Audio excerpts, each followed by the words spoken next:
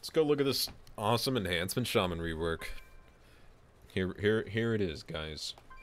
So, we're going to be covering the new changes to Enhancement, kind of generally, just what's on the patch notes, what impact I'll think it'll have on kind of Enhancement, and this will be a focus on Enhancement. I'll probably make videos about the other specs later, even though I don't play the other two specs that much.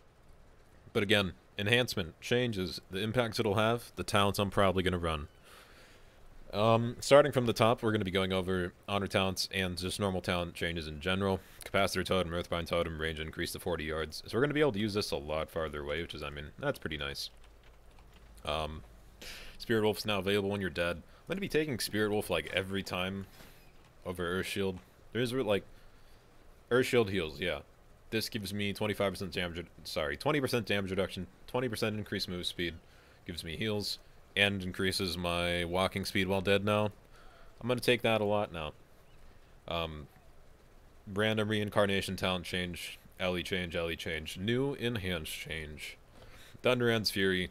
Stormstrike deals an additional damage, has 15% chance to summon Thunderant's Fury Totem, doubling the chance to activate Wind Fury weapon for 12 seconds. The thing here is, if you can kill this totem, it's just going to be useless, because totem's dead.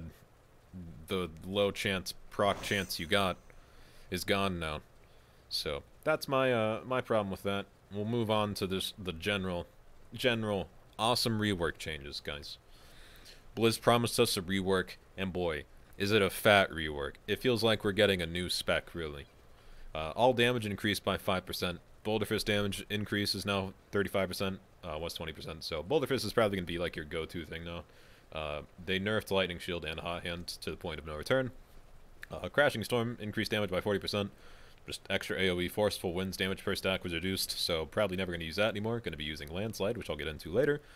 Fury of Air damage increased by 40%, so damage of Fury of Air will be a little bit more. However, I probably will take Sundering most of the time, unless it's really, like, really noticeable, but I doubt that.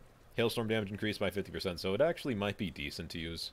I mean, I've used it a little bit for, a little bit amount of time now, and it's not horrible, but it's just mainly nice for PvP. But the 50% damage buff to like 130 damage, I think it's going to be like a 60 damage buff, which is, oh my god, fucking amazing, you know. Hats off to you, boys. Give you a round of applause. Yeah, it's not going to do much. Landslide proc chance increased to 40%, was 20%.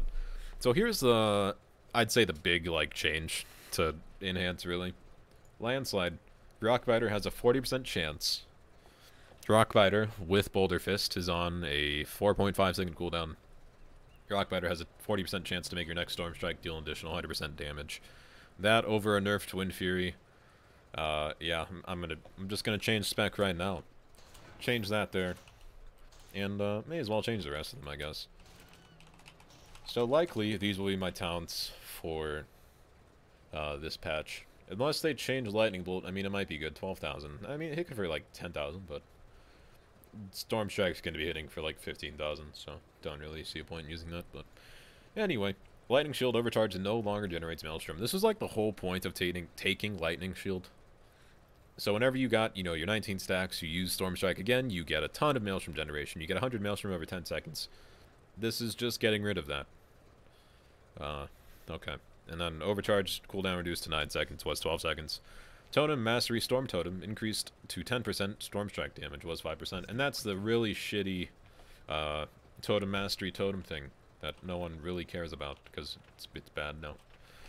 And we'll go to Honor Talents. There's really not many Honor Talent changes, like, at all. Let's see here.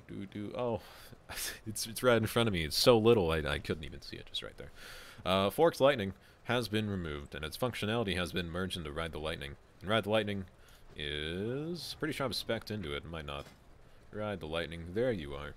If there are more than 2 targets within 8 yards, when you cast Storm Strike, you also cast Chain Lightning on the target, dealing 3,000 nature damage. Otherwise, you conjure bolts of lightning up to 2 furthest enemies within 40 yards, dealing 3,000 damage.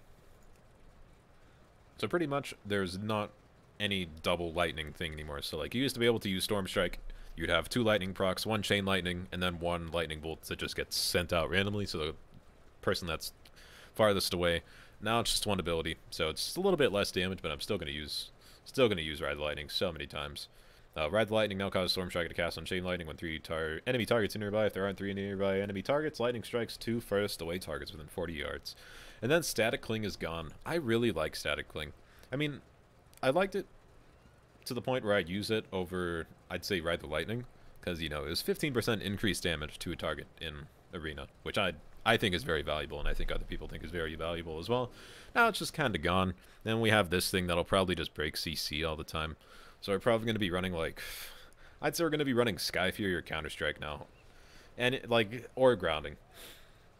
I don't think we're going to be using Ride the Lightning as much. Still going to be heavily used in PvP Battlegrounds and rated Battlegrounds, but I don't think it's going to be used in Arena as much, especially with Static Cling gone. So, anyway, yeah, that's the changes. Here's my talents that I'll be running for probably this entire patch. I'll be making a PvP guide, or just general kind of hitting a target dummy and trying to explain what's happening guide.